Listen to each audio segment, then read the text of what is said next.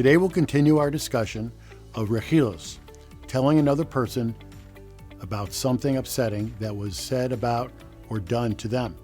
Rechilos is a particularly insidious form of harmful speech because it can provoke hatred between the person who spoke negatively and the subject of their remarks. In our previous example, we discussed a neighbor who gossiped about a new family moving into the neighborhood. If the neighbor told you something hurtful about the newcomers, it would be rechilos to go to the new family and repeat the unkind things that were said about them. Let's say that the gossiping neighbor only had bad things to say about the children of the new family. Telling the parents what he said would still be rechilos, even though the neighbor didn't say anything about the parents themselves. It would still upset them to hear negative remarks about their kids. In fact, this is true of any family member or even a friend.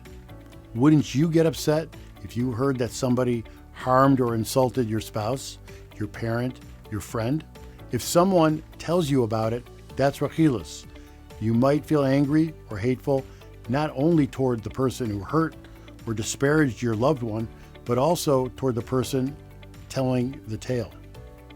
As a final thought, consider the Almighty, who views every human being as a child of God. Imagine how upsetting it would be for God to hear us repeating something negative about one of God's children. Perhaps this thought will help remind us not to slip into the speech pitfall of rechilos. Try this today. If you find yourself tempted to repeat something negative that you heard or saw, stop and think about who you're speaking to.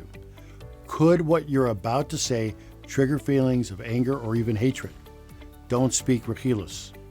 I am Michael Goldberg, and I'm trying to speak with words of love and kindness.